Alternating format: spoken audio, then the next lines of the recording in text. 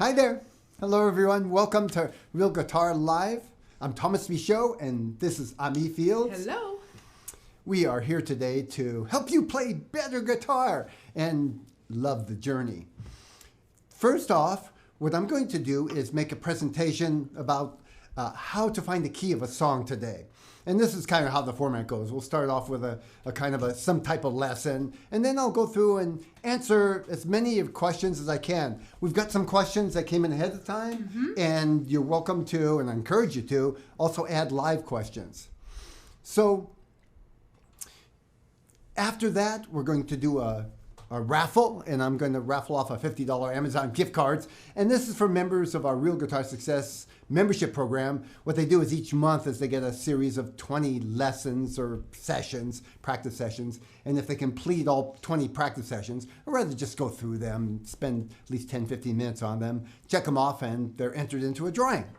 So let's get started. How to find the key of a song. I've gotten this question asked many times over the years, and a lot of times I didn't know how to really answer it, because for me it tends to at this point kind of come naturally. I can hear, and I'm combining my knowledge of music theory, so it all comes together right quick. I had to really stop and think it out step by step, and quite frankly watch some other people who have instructed how to do it. And I came up with a system with the help of some others that I think works pretty well for most people. Now, there's no 100% system that if you just do this, this, and this, you've got the key 100%. But we can get there pretty well 90% of the time following this method. So why would you want to find the key to a song? Be able to play around with it, improvise, be able to sing. There's some reasons I can think of. I think of the key of a song as kind of like the note or the chord that sounds like home. Does that make sense? Yeah. So when you play, if you're in the key of C and you play a C chord, it sounds like a resting place, kind of a home place. Yeah. So if all the song or most of the notes in the song are out of the C scale, you're going to find that first note, it sounds like home, feels like a resting place. Right. All the other notes feel like some version of going back to home. That's one way to look at it. Can you think of anything else you can add to that? Not really. I mean, I think that makes the most sense. Yeah. How about you, Felix? How do you think of the key of a song? Yeah, I think you've put it well in terms of the note that you can always keep coming back to and you return to. It's home. So the main reason I think of wanting to know the key of a song, if either you're improvising or learning a song, is that it narrows down the possible chords and notes that you're going to be dealing with. So you've got hundreds of versions of notes, I know there are only so many actual notes, but there's many different combinations of those notes. I think of it a little bit like when I was a kid, I used to like these Lego things, kind of like our friend Tomas.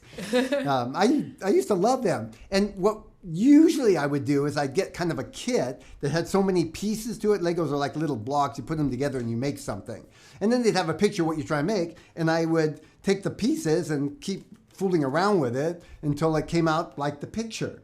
Now, if I had a box of 100 Lego pieces, and only maybe a dozen of them actually were needed for that particular thing, it would take me forever to sort through the box. Because I got all this stuff to deal with. But by narrowing it down to just like a dozen pieces, it was so much easier to actually create this little Lego thing. And that's kind of how it is with a song or when you're improvising. If you narrow it down to this scale, which is this many notes or these many chords in the song, it's a lot easier to either learn the song or to improvise. So with that, let's talk about how to find the key of a song. Now, one way you can find the key of a song, if you got the sheet music, you can look at what we call the key signature. These are those little collection of sharps and flats at the beginning of a song.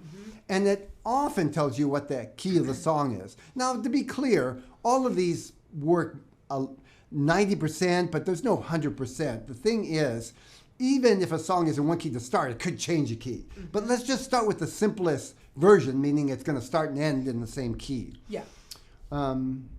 If you're playing with some other musicians and you don't have the sheet music, you could get an indication of the key by looking at the first chord and the last chord of the song. So often, not all the time, but often the first chord of a song And if it ends on that same chord, that's probably the key. If it starts on a D and ends on a D, it's probably in the key of D. Mm-hmm. Can you think of any other easy ways to, at least indicators for finding the key of a song? Checking the key signature, of course, is a big one, but you have to be reading music to be able to do that. And you have to have the sheet music. You have to have the sheet music. I think that as you get further along, you'll start to recognize certain chord patterns, so like a 1-4-5 progression. And as you like go along and learn those patterns, you'll start understanding kind of like what the keys sound like, if you will. And like depending on the types of music too, there are certain common keys for certain genres of music. You know, like blues, for example, right? Like most people are doing, there are a couple common keys that people do for blues. So yeah, that's the most stuff I can think of. That's one of the benefits of understanding at least some basic music theory. Yeah. Because if you understand what kind of common key patterns are available, and you see those patterns, you can kind of figure out pretty quickly. I see that pattern, and that's in the key of D. Right. That's a helpful one. Yeah. And not just looking on sheet music, but you can watch somebody else playing it, or even if you're playing the song and you're playing the chords, you can see those patterns. Yeah, definitely. Now, I have a method, which I haven't shared with Ami yet. I'm excited. But this seems to work tremendously well. And in fact, one of the reasons it works is a system that most people can grab onto, even if they don't have a lot of experience musically. Yeah. I had to fix the mic. It's drooping. Hold on a second. I know what that's caused. Have to tighten up the nut there.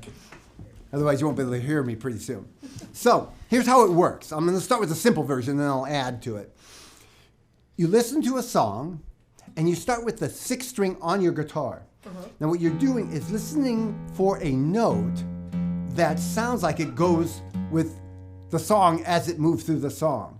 So you start with just the open E string, the 6th string, and then you go up 1 fret at a time and keep hitting it.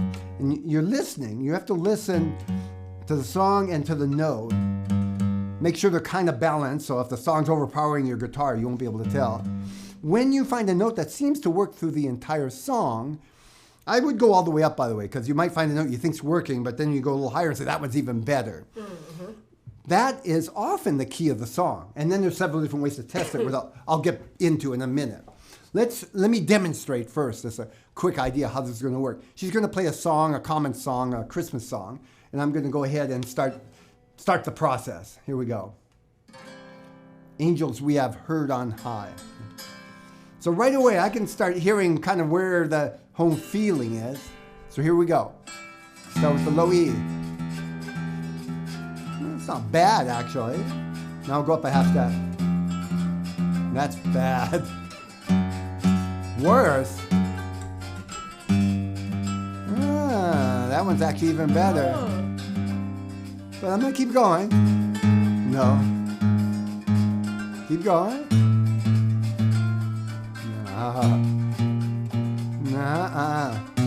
Oh, getting worse. Oh. That one sounds pretty good. I'm going to go a little higher. Bad.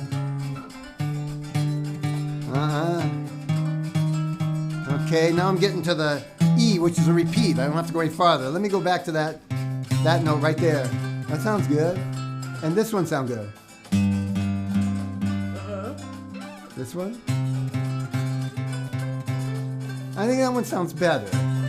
More complete. I'm letting the song come around again now.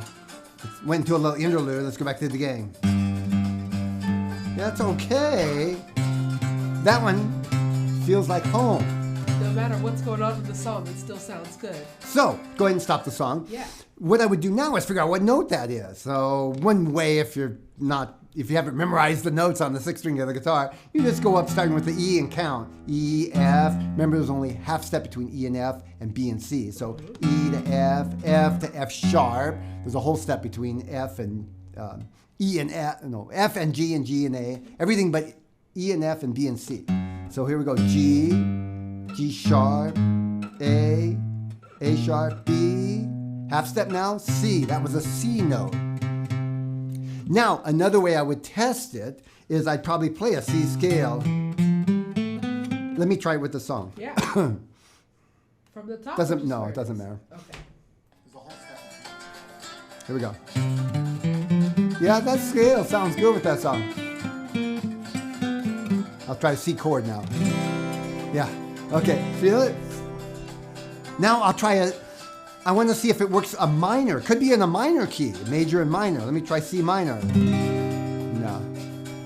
No. But if the minor sounded better, I'd say it's in a minor. I'd probably play I try the minor scale. Yeah. Doesn't sound good. Okay. Not quite. So this song I'm going to say is in the key of C.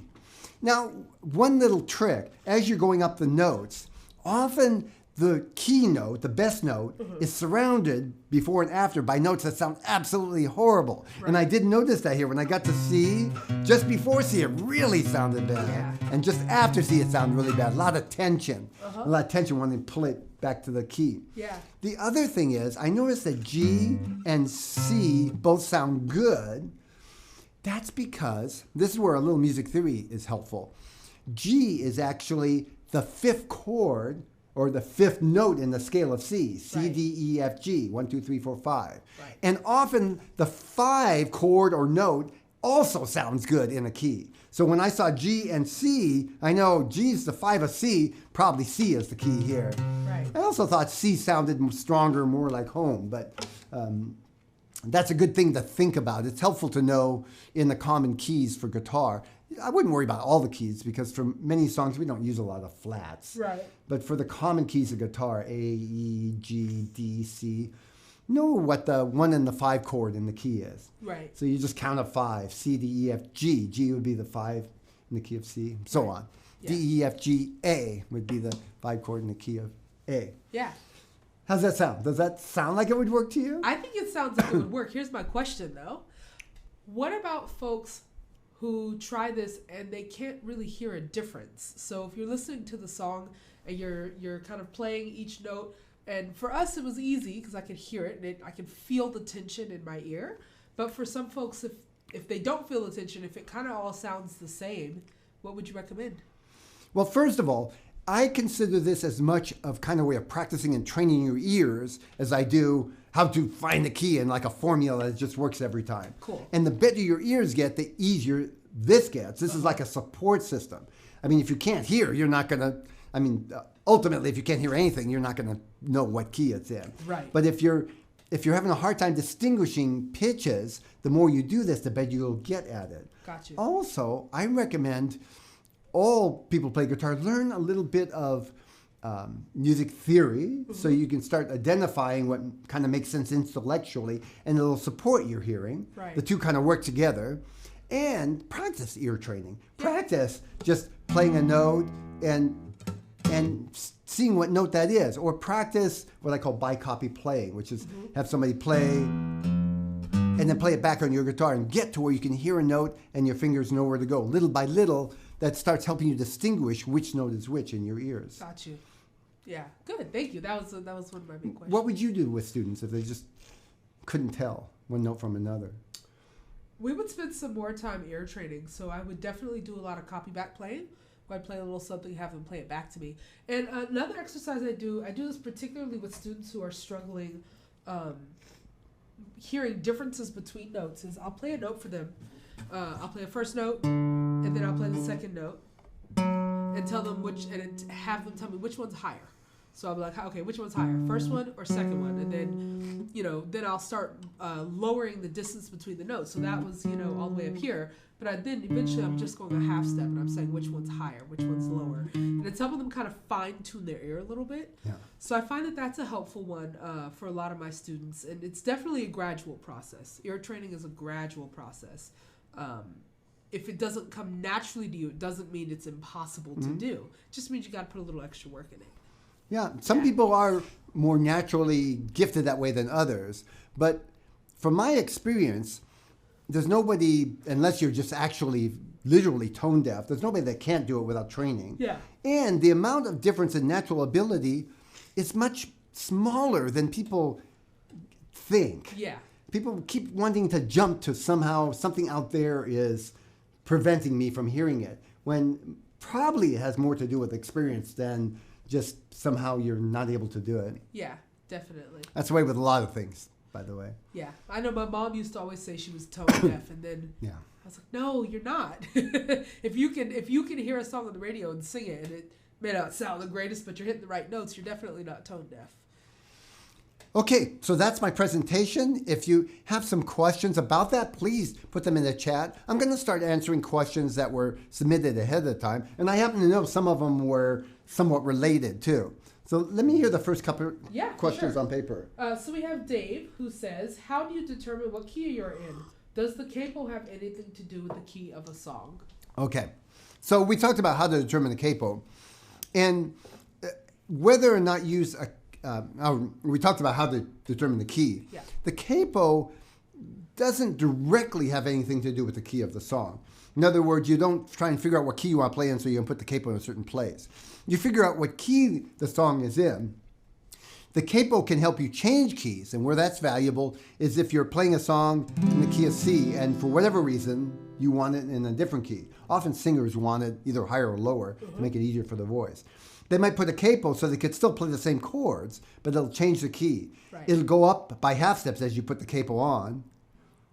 But then there's a way when you get, especially when you start going up, you could just jump a whole octave down, and that's a way to make the key lower. Yeah, definitely. I think that's a good question, though. Yeah, because capos are very much related to the process, but not necessarily dependent. We have a question from Frank. It says, how do I find chords to a song or harmonize a melody? Okay, there's no simple answer to that, or unless you just want to say lots of practice and experience. Yeah. The more songs you play, the better you play guitar, the easier that starts to come. Again, I would practice some ear training exercises. I would learn enough music theory to at least know what the basic chords are common to each key in each song. When I'm creating a chord progression for a melody, let's say I have a melody, da, da, da, da, da. I'll see what key it's in first. No, that's in the key of C. See, I got fooled for a minute. I heard the 5 chord, the C, D, E, F, G, the 5 chord. So I know I'm going to go with the most common chords in that key, the C, the G, and what we'd call a 4 chord, be C, D, E, F. I start with those 4 and start just playing them with the melody. Ba, ba, ba, ba, ba, ba. The first 2 common chords in the key fit. I could go like this. Ba, ba, ba, ba. No. Ba, ba, ba, ba, ba. I could try and make it fancier. That sounds cluttered to me. It sounds like I was forcing, but it can work. Yeah, definitely. That's a good tip. I like that idea. Let's see. Khalid says, what's the difference between major chords and minor chords? Is there a formula for major, minor, and dominant? Okay. It's kind of 2 questions here. How do you tell the sound of a major and minor chord, which is a very valuable skill? Yeah. And it kind of in the intellectual side of that, how are they actually constructed that makes that sound? Yeah. So, first let me start with how you hear the sound.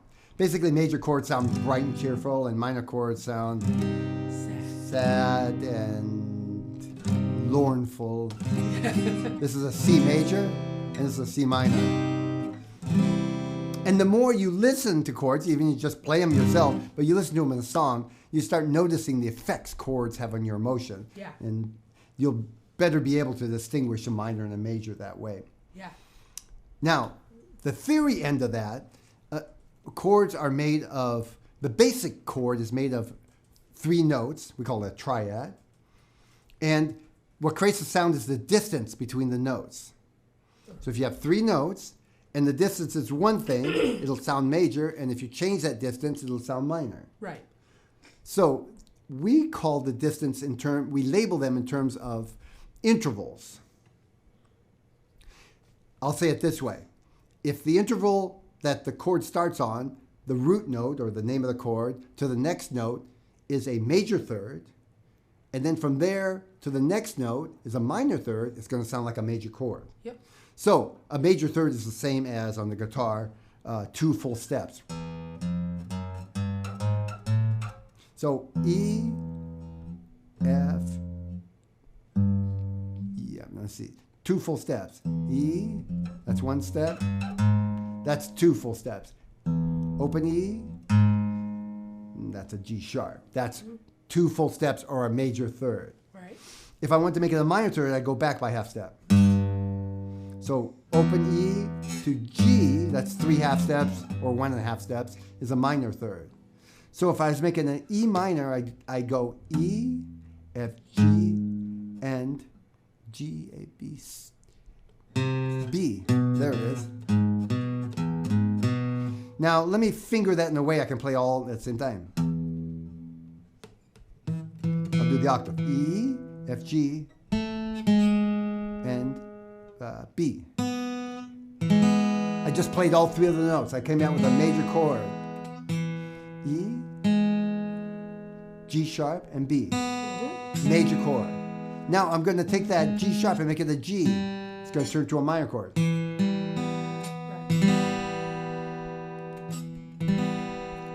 Can you think of anything to add to that? Yeah, I think the way that I explain it to my students normally is that I think of different chord types as different recipes. And so for like a major triad major chord, it's 1, 3, 5. So the first note of the scale, the third note of the scale, the fifth note of the scale, the major scale, right? For a minor chord or minor triad, I would just say a 1, flat 3, 5. So that means that third note, you'd still play it, but half step lower, you flat it by 1. I think the easiest way to do it, honestly, would be to, if you just go to Google, you just put, like modes or chord recipes, something along those lines, chord structures. It'll give you a good picture, a good idea of like what those recipes, if you will, look like. So 1 flat 3 5, or 1 4 5, or 1 3 sharp 5 9, or whatever it may be. That's kind of the main way that we talk about it in my classes. Explaining something like this can be explained, I can think of 2 or 3 other alternative ways that sound Right. very different. Yeah, It's really all the same thing, but it's sort of looking at it from a different way. exactly. So it's not that one's right and what's wrong. I can see how they all are actually explaining kind of the same thing depending on which angle you're looking at. Right. In the case of other notes, like when you say E minor 7, basically what that's saying is there's additional notes added to that major, that triad, not major, could be a minor triad. Exactly. And that makes it a 7th. Right. So again, it has to do with intervals. And when you say a 7, E minor 7, that note, the 7, is actually an interval from the root note, from E. It's a 7th degree from E. That's right. A 7th interval. Yeah, that's the best way to explain the numbers. I agree. You just know that. But then it can get confusing when you're looking at a major 7 chord versus a regular 7 chord. So C7. There are different types of from 7s. C major 7. You can go as deep as you want to go with this. I mean, it's like a wormhole. You can keep going further and further. But that's the kind of the basics of it. I agree. I'll stop there, but as you can see, that's kind of opening a peek into the world of music theory and understand the technicalities of how music works together. Yeah. Isabel has a question saying, I'm learning the C major scale and wonder what are the benefits of learning scales? What we just talked about is one of them. It's a lot easier, especially with, the C major is sort of a foundation scale that people use when explaining music theory. If you know and hear and play the C major scale, when you go to understand music theory, it's going to be much easier to understand because you'll say, like she said, like Ami said, hey, you just take the 1 note, the 3rd note, and the 5th note, and you come out with a C major chord.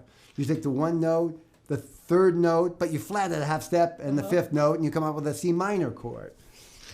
If you know the C major scale, it all makes sense. If you don't know any scales, that doesn't do anything.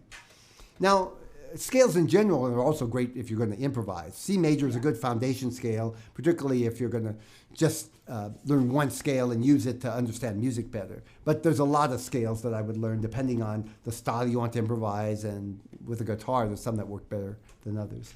Yeah, definitely. I actually haven't really done much scale work with my UC students, but we just came back from the NAMM show about 2 weeks ago, and it was there that I saw ukulele scale book, and I decided that my students are going to get into scales now. I think that it definitely has its benefits. It's going to help train your ear. It's going to help you understand how music works. It's also good for your fingers.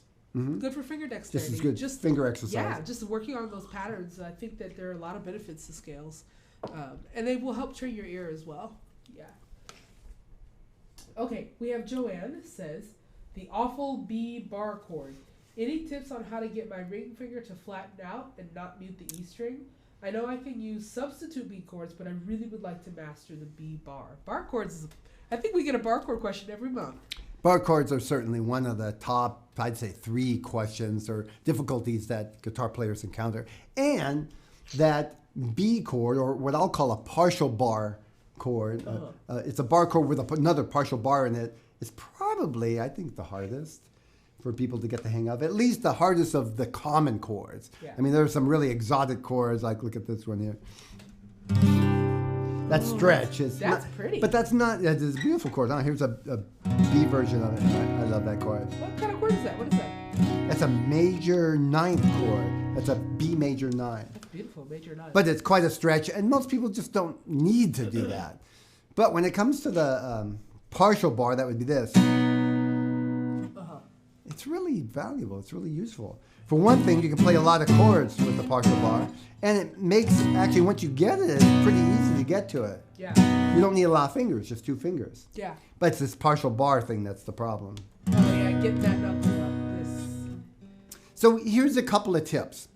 First, and I find this really helpful for a lot of people, you don't need to worry about this high E note, or I should say the high E string, because it's not really a high E note.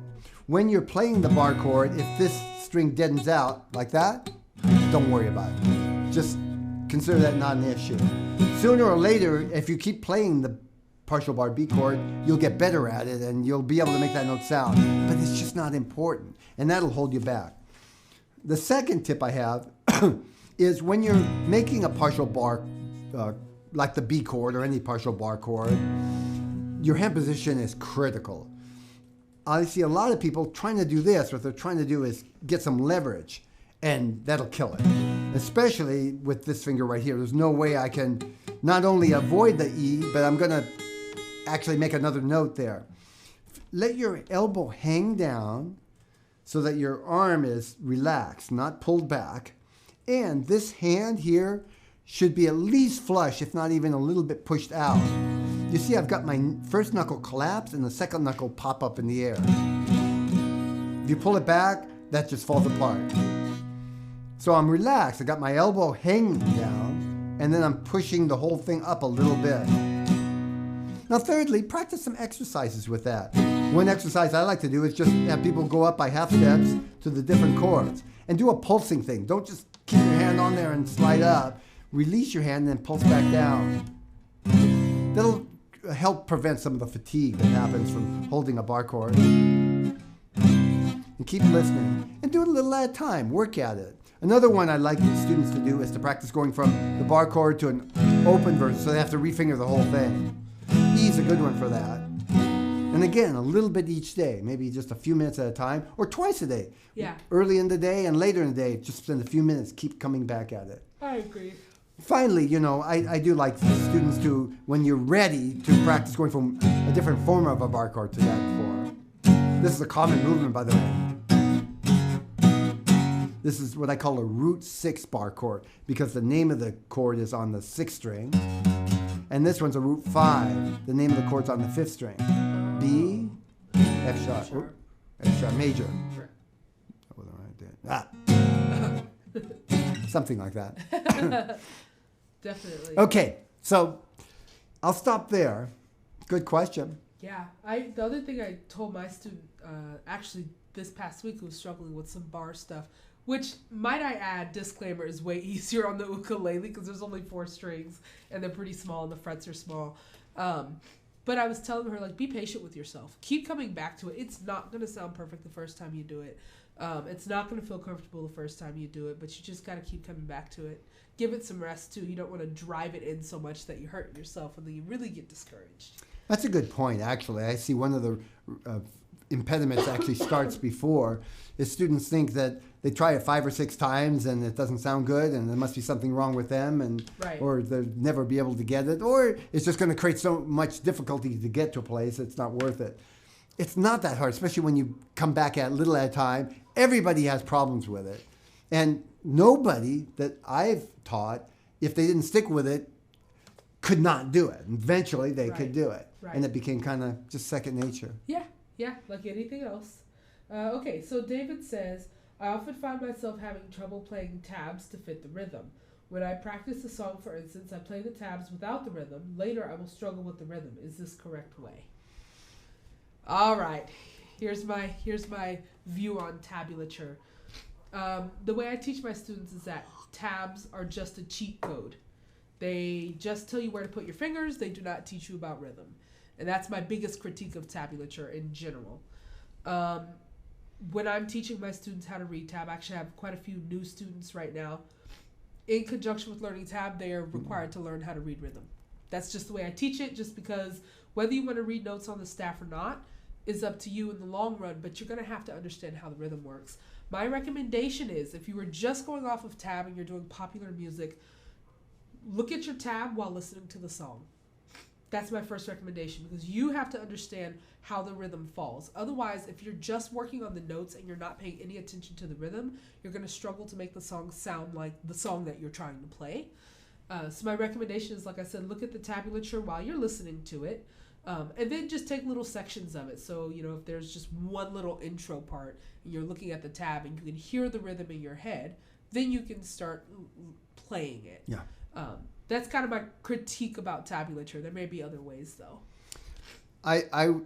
When I first started playing, I would try to listen to the record and just get it from scratch without any notation.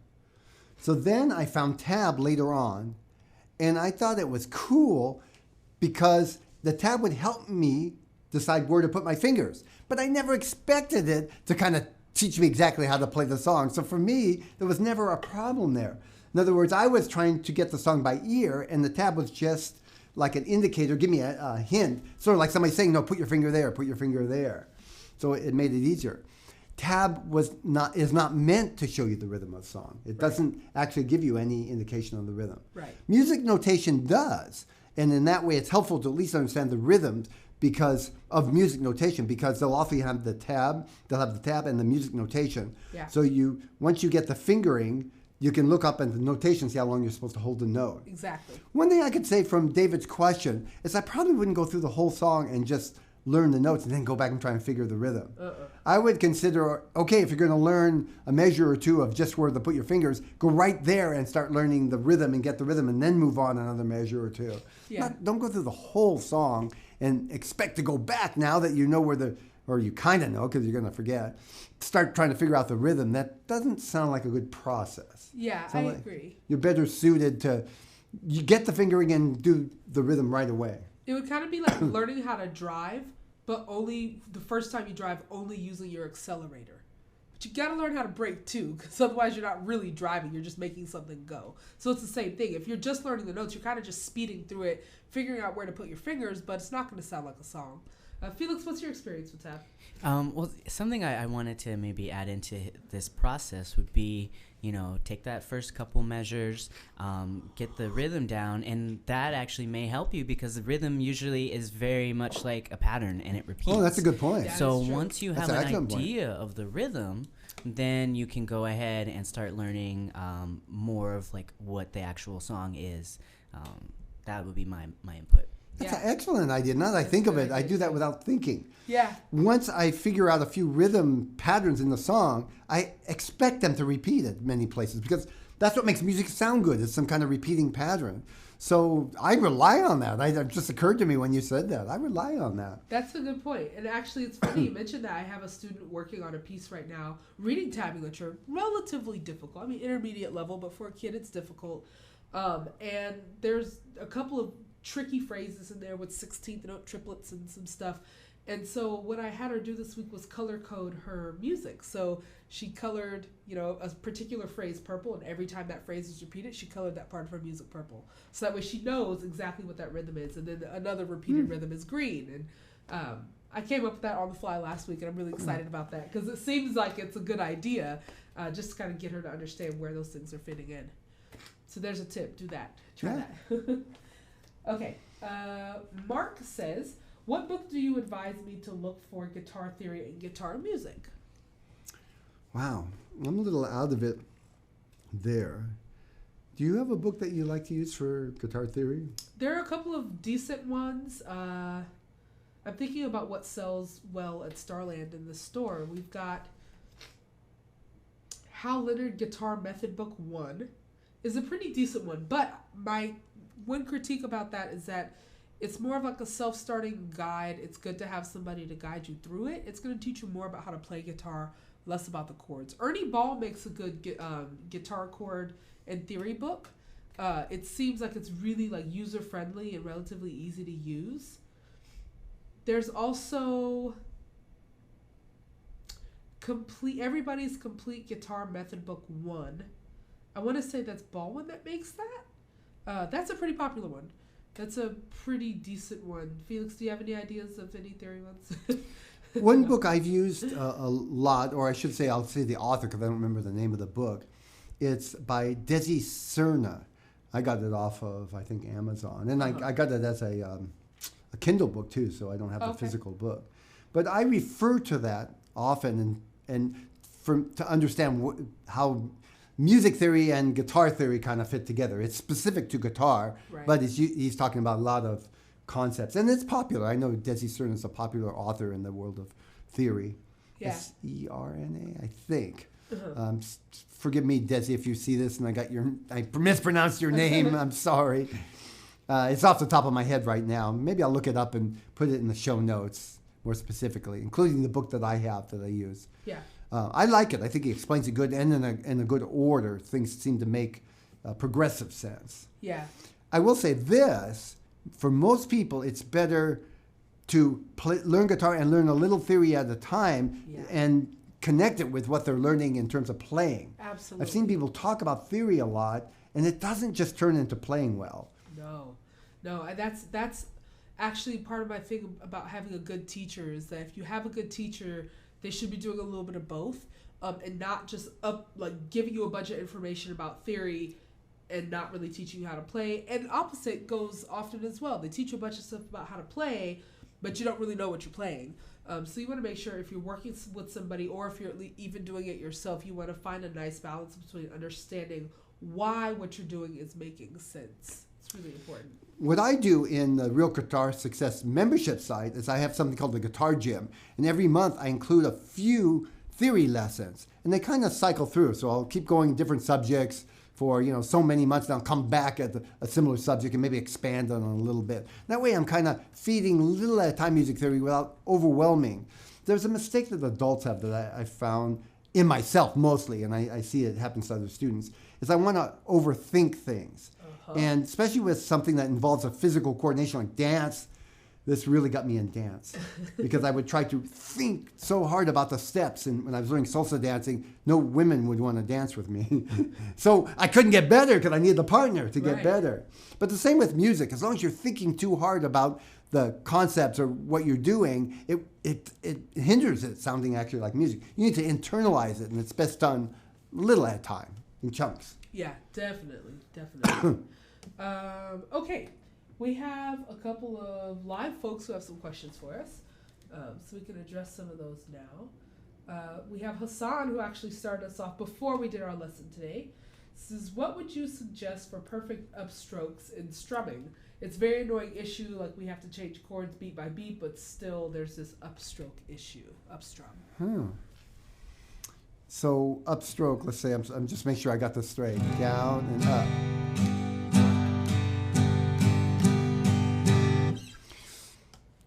Well, I would practice an exercise of just strumming. I call it the tick-tock, where you just go down, up, and try to get a smooth sound. This is just off the top of my head, a preliminary way. A smooth sound on the way down and on the way up. A lot of that has to do with how you hold the pick. I have the pick on my first knuckle with the thumb over it, slightly pointed in, so I've angled my hand in, and I'm loose. So as the pick goes down, it's slightly up, and on the way up, the pick turns the other way. But I'm not doing this with some strain. It's just a light, relaxed motion. So it's a good strum on the way up and down. I think one of the most valuable tips that I could give you there is don't try to learn that and apply it directly to a complicated strum. Right. Break it down to simple and work on it a little at a time over time so it gets smooth. Yeah. How would you help somebody with a up picking? I agree with the same thing you're doing. What I would typically do with my student is do a strum like where you're going down, down, down, up, down, up, just so that you can hear the difference between your down and up strums. So y'all know I'm not a guitar player, so forgive me. But let's say I'm just doing this chord, right? So I'm going down, down, down, up.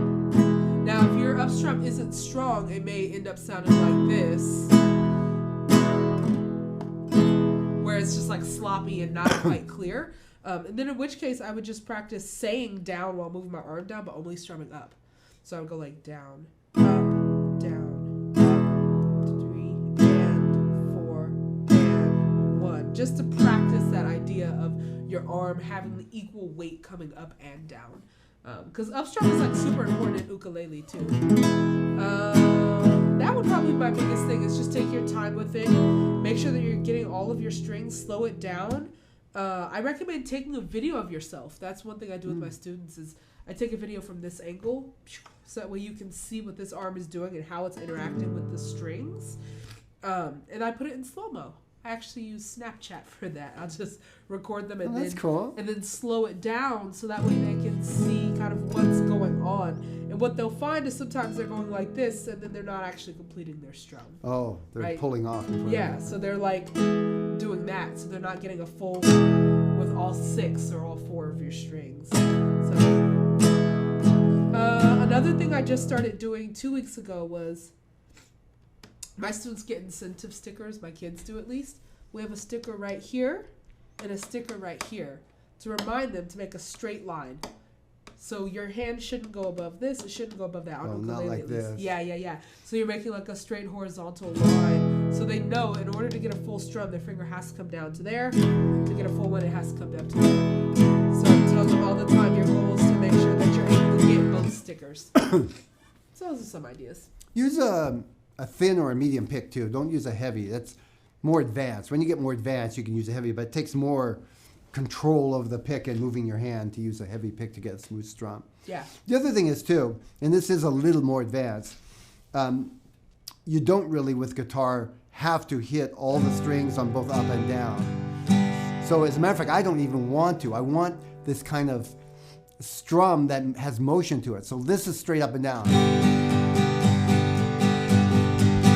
Kind of even tempo, even volume, and I'm hitting all the strings. Now listen to this.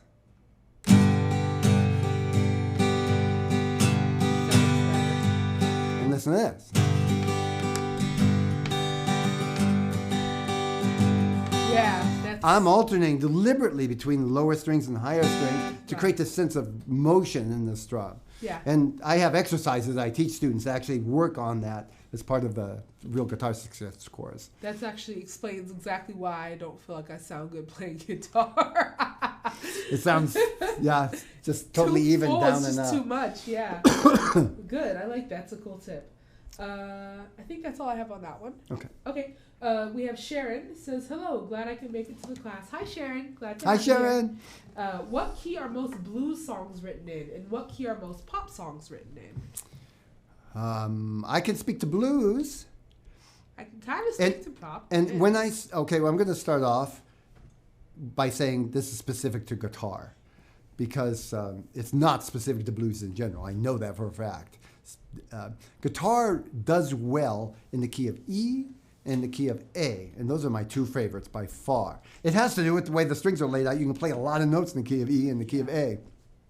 And so as a guitar player, if you're going to play blues or rock, and a lot of rock is based on blues, we start learning the basic scale in the key of A.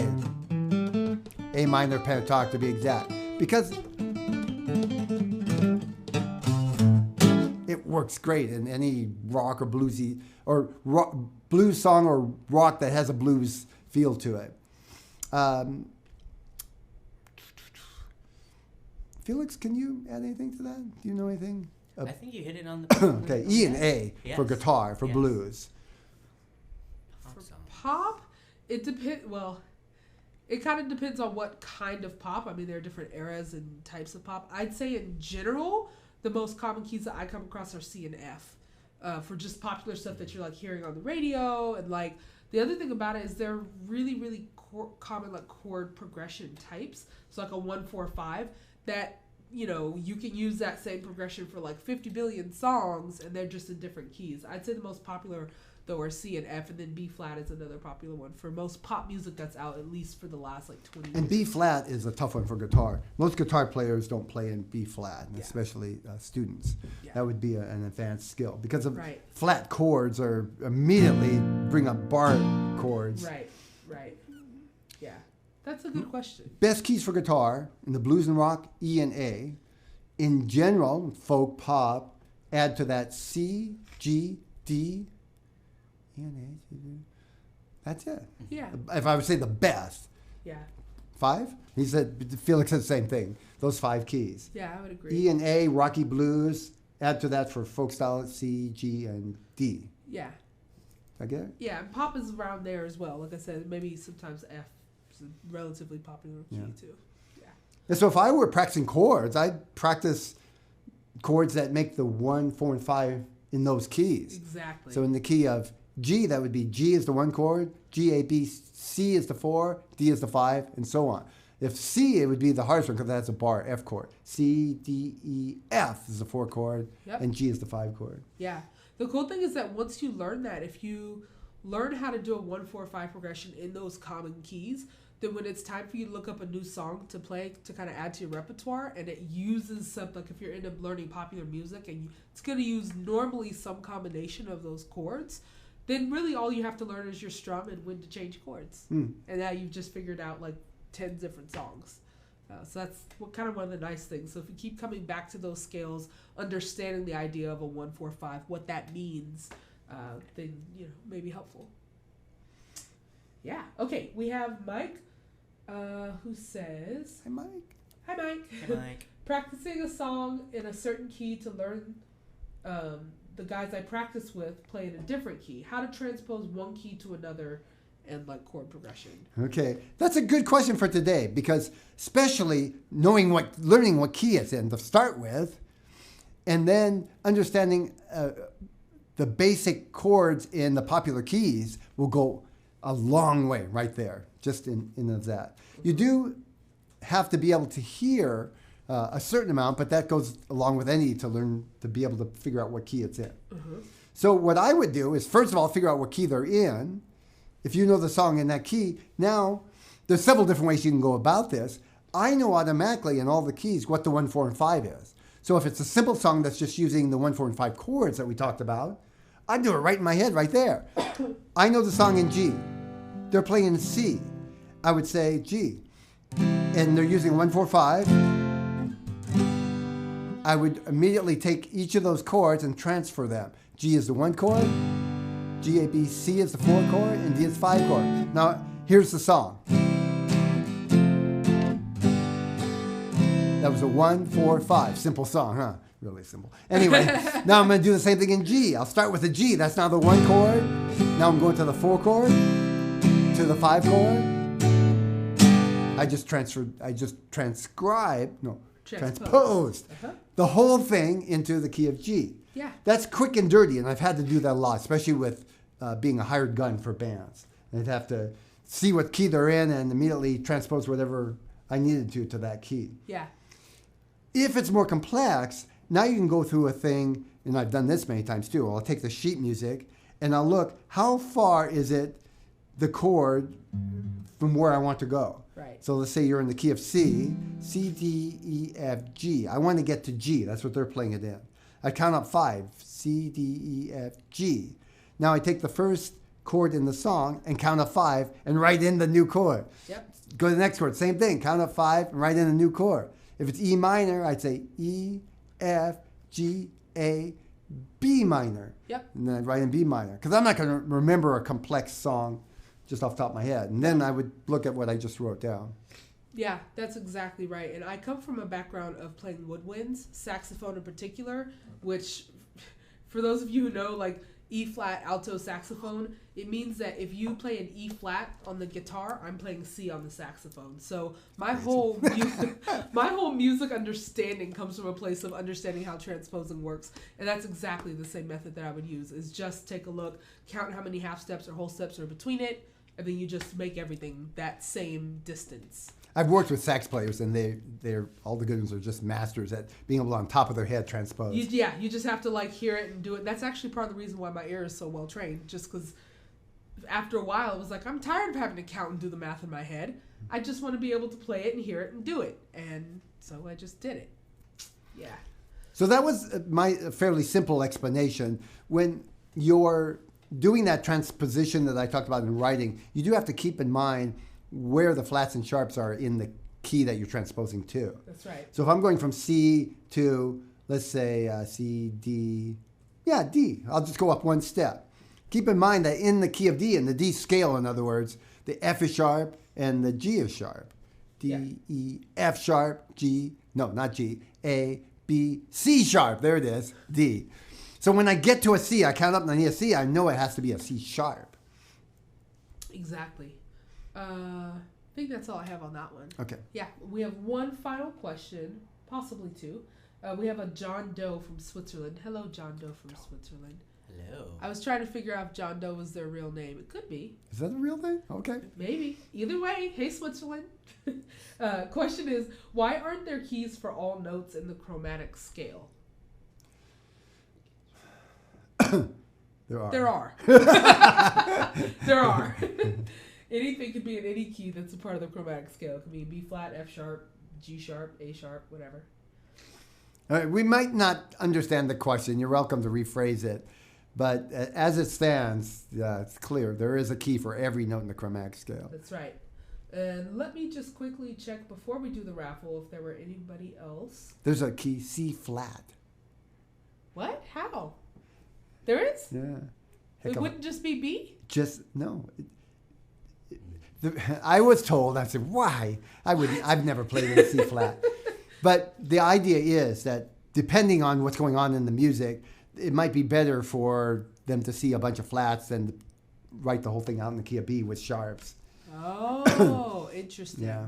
And that's annoying. Most guitar players wouldn't go there. No. See, there are these little tidbits of things that happen in music that are just kind of annoying. It's like one of my students asked me, when you're looking at staff music, why some of the stems go down and some go up. And there's an actual rule. If it's the B line, then, if it's below B, the stem goes down. If it's above, it goes up. They asked me why, and I genuinely don't know. Do you know why? Felix, do you know why? I think it may just be in terms of aesthetically how it looks. How it That'd looks be my on paper, guess, too. right? Yeah. And it's silly. It's like, but it's a rule. And when you're first learning music, everything that's a rule just can seem confusing and weird. And it's not an absolute rule. That's right. That's right. When I'm writing music, if something looks better, more clear, I will do that. People change it all the time. Let's see. I don't think I have anyone else. We do have a couple of first-time watchers, so just a special shout-out to you guys. I hope to see you again next month. Oh, great. And lots of feedback that this has been super helpful. Oh, I'm glad. That's great. I'm glad. And we do this the first Tuesday of every month. Please let us know your questions ahead of time. We'll answer those first, and then the ones that come on live. Matthew, I did just want to give a shout-out to Matthew. Matthew is new to this, and he's only been learning for a week. So Go, Matthew! Stick with it, Matthew. He said, I asked if he had any specific questions. He said, main thing right now is changing chords, no specific questions. And he also said, it seems like you need a gold medal in gymnastics to make an F chord. If you're the first week, you do not need to be worrying about an F chord. Right. That's a mistake, actually. Yeah. Yeah, you're adding too much. And because you haven't played the other chords well enough, long enough is what I meant, you're likely to do some things with the F chord that you'll have to undo later. Yeah. Yeah, just try to go in some kind of order here. Get at least the basic open chords. Yeah, and also just one more shout out before the raffle to Peter. Peter. One of our RGS live members says, about a month in and really enjoying the online course. Go So Pete. Thank you. Thanks for joining us today. Oh, and Peter actually just left a comment. He says, if I get a hat like Thomas's, will I learn faster? Oh, there's a rumor that's true, but I'm not sure. I'm not taking it off to find out. All right, let's see who won the raffle. Okay, this is our raffle. Every month we do the raffle. These are for people who have entered and completed the practice plan in the guitar gym, in Real Guitar Success. Who gets the $50 Amazon gift card? Wit for Robert P at Gmail. Don't know who that is. Yeah, we got to figure out a way to get the names on here. We'll find the right name that goes with this email address. Form over. Okay. Yeah. We got you though. We got you. Congratulations. We'll figure this out and get you the Amazon gift card probably today. I think that's it. Thank you all for joining us today. Please, first Tuesday of every month, be here. If you can't make it, I've recorded and you can watch it later. But do submit your questions so I can get your question in the live presentation. And I can do a lot better job live here than trying to type an answer to your question usually. Yeah. We'll be doing it again next month. Same time, same place, first Tuesday, 12 noon. We'll see you. That's Pacific time. Take care. See you then. Bye. See ya.